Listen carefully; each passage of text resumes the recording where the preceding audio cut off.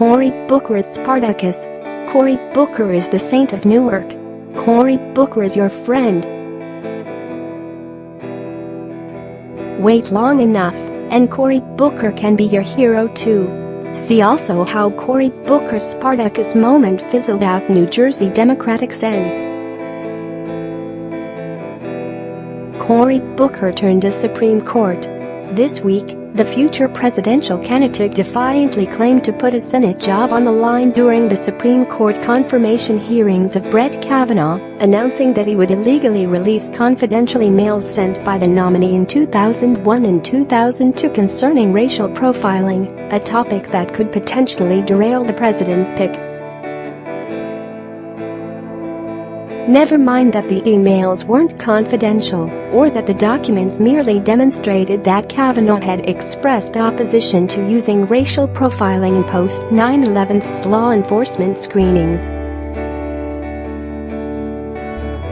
Facts are a trifling concern when you're a self-styled hero.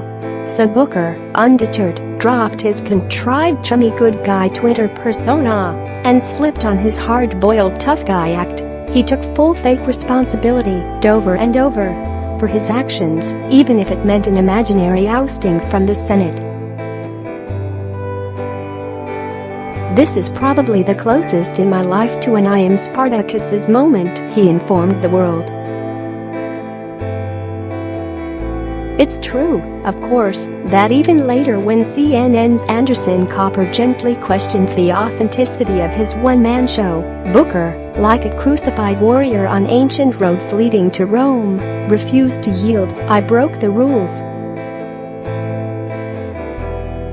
I broke the rules last night even before today. I will break the rules again." Now, some of you cynics might argue that Cory Booker exhibits a level of remorseless self-flagellation that's embarrassing even in this era of contrived heroism. I say, it's possible that we don't know the real Cory Booker. I mean, just ask Cory Booker, friend of the Jews, a man who fights to move the American embassy to Jerusalem, and against a deal that props up an Iranian terror regime of Holocaust deniers and warmongerings. Or, if you prefer, ask Cory Booker, progressive activist, supporter of the Iran deal and critic of moving the U.S. embassy to the historic capital of Jews.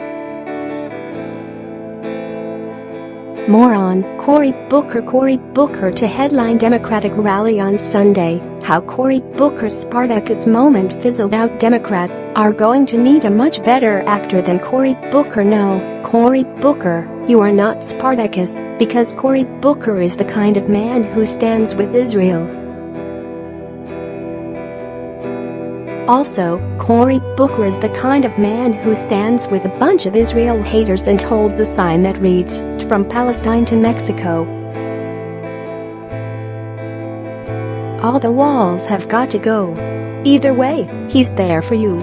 Then there's Cory Booker, the amiable man of the upper house, a moderate willing to cross partisan frontiers and do things like award the Congressional Gold Medal to participants of the 1965 March from Selma to Montgomery with his good colleague Jeff Sessions. And there's also Cory Booker, the first senator in history to testify against another sitting senator for a cabinet position, accusing his good colleague Jeff Sessions of abetting institutional racism. Or look, there's Cory Booker, genteel champion of feminism. Which is not, it seems, the same Cory Booker, consumed by self-described seething anger who play acts a raging maniac, demeaning DHS Secretary Kirstjen Nielsen for 10 straight minutes over something the woman never even said.